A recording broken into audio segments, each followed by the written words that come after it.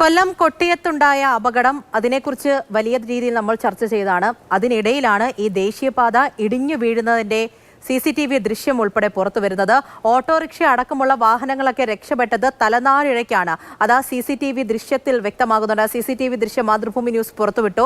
രൂപകൽപ്പനയിലെ പ്രശ്നമാണ് സ്ഥലം സന്ദർശിച്ച ശേഷം ഈ പ്രശ്നമുണ്ടാകാനുള്ള കാരണമെന്നാണ് മന്ത്രി KN ബാലഗോപാൽ പറഞ്ഞത്. മറ്റന്നാളോടെ സർവീസ് റോഡ് ഗതാഗത യോഗ്യമാക്കുമെന്നാണ് നിർമ്മാണ കമ്പനി ഇപ്പോൾ അറിയിക്കുന്നത്.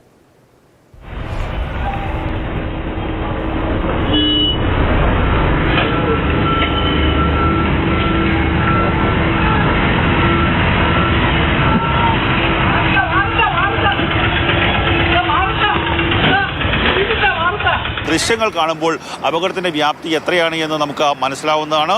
3:46 കൂടിയാണ് റോഡിൻ്റെ ഒരു ഭാഗം ആദ്യം ഇടിയുന്നു. അതിനുശേഷം പൂർണ്ണമായും ആ പാർശ്വഭിത്തികൾ താഴേക്ക് മണ്ണിലേക്ക് ഇരുത്തുന്നതാണ് കാണാൻ സാധിച്ചത്. ആ സമയത്ത് തുടക്കത്തിൽ 2 സ്കൂൾ ബസ്സുകൾ പോകുന്നുണ്ടായിരുന്നു. അതിന് പിന്നാലെ ഒരു ഓട്ടോറിക്ഷ പെട്ടെന്ന് ഓടിച്ചു മാറ്റിയതിനാലാണ് വലിയ അപകടത്തിലേക്ക് അല്ലെങ്കിൽ ഓട്ടോറിക്ഷ മറിയുന്ന അവസ്ഥയിലേക്ക് കാര്യങ്ങൾ പോകാഞ്ഞത്. ഏതാണ്ട് 3 മീറ്ററോളം ഭാഗം വയലിലേക്ക് ഭൂമി തള്ളി മാറിയിരിക്കുന്നു. അതുകൊണ്ട് തന്നെ ആ ഭൂമിയുടെ ഘടന പൂർവ്വസ്ഥിതിയിലാക്കണം. അതിനുശേഷം മാത്രമായിരിക്കും ഒരു അറ്റകുറ്റപ്പണിയിലേക്ക് പോവുക.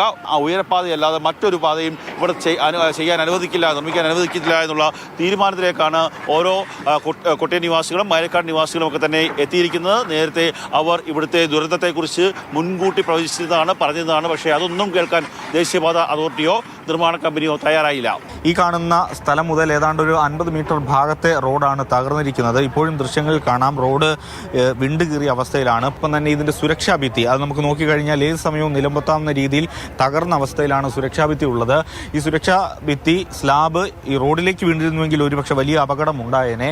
ഇത് ഓടയായിരുന്നു, ഇതിൻ്റെയൊക്കെ നിർമ്മാണം പൂർത്തിയായതാണ്. അതെല്ലാം പൊളിഞ്ഞ അവസ്ഥയിലാണ്. ഇനി ഇത് പഴയപടി ആക്കണമെങ്കിൽ വലിയ ശ്രമകരമായ ദൗത്യം തന്നെ ആയിരിക്കും.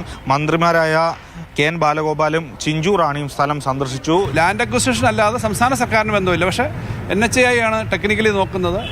ആദ്യം നമ്മൾ നൽകേണ്ട പ്രയോറിറ്റി NHന്റെ ഈ ഭാഗത്ത് ട്രാഫിക് തടസ്സപ്പെട്ടിരിക്കുകയാണ്. ഒരു സൈഡിലേക്കുള്ള വഴി ഇപ്പോൾ പോകുന്നില്ല, മറു സൈഡാണ് പോകുന്നത്. അത്യാവശ്യം യാത്ര ചെയ്യാനുള്ള ടാർ ചെയ്ത് ശരിയാക്കാൻ പറ്റുക എന്നുള്ളതാണ് ആദ്യം ചെയ്യേണ്ടത്. ഈ കാണുന്ന സ്ഥലത്തിന് തൊട്ട് താഴെ കൂടെ ഒരു തോട് പോകുന്നുണ്ട്. ആ തോട് ഒരു ചെറിയ ഓടയിലൂടെയാണ് ഈ റോഡ് നിർമ്മാണവുമായി ബന്ധപ്പെട്ട് കടത്തിവിട്ടത്.